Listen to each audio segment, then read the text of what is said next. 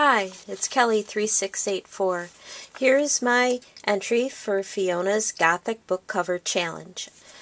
I started out with a piece of fairly thick chipboard, 6.5 by 8.5 inches.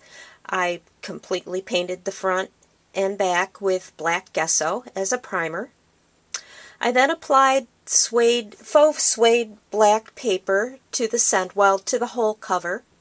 And then I took some faux leather paper and made strips to go around the outside edges. The faux leather paper is distressed on the edges with my Distress-It-All, or my Distressor, and I rubbed silver metallic rub-on into the texture of the faux leather paper to give it some shine and dimension.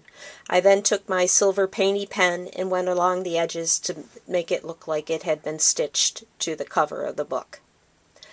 The cross, which is the center focal part and also one of the requirements, is a SVG cut file from Penny Duncan Designs. I covered that with silver metal tape, cut it out with my Cricut, and embossed it with my Cuttlebug embossing folder and my Big Shot. I did the same with the two corners of the book. I traced the end of the cross and cut it out and embossed it with the metal tape and the same embossing folder and attached them to the edges there. I have a lock and key which I wrenched off of a Michael's Dollar Bin diary, and I attached it to the edge of my Gothic book cover journal.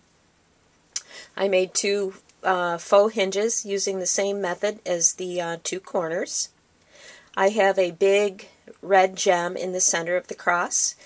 I have two types of chain. I have a chain stretched from one edge of the cross to the other, and there's a little gold medallion with a red gem in the center of the cross, and I will zoom in on these features after I'm done explaining all of my requirements. I have flowers, two larger flowers on the book corners, and two smaller aluminum roses on the faux hinges, and they were made smaller by taking the outer edge off of the aluminum flowers, which are the bigger ones on the corners. I'm going to zoom in now so you can see the features, and I hope this is making sense and I'm being clear here. There is a close-up of the faux leather paper, which is supposed to look like leather on the book stitched on.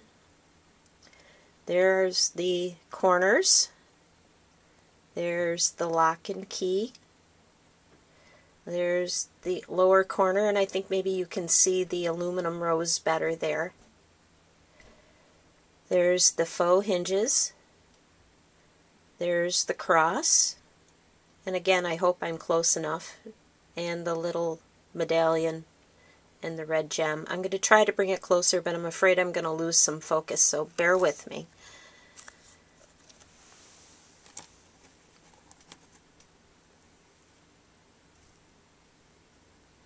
Maybe you can see the little gem in the middle a little better, and the detail on the cross.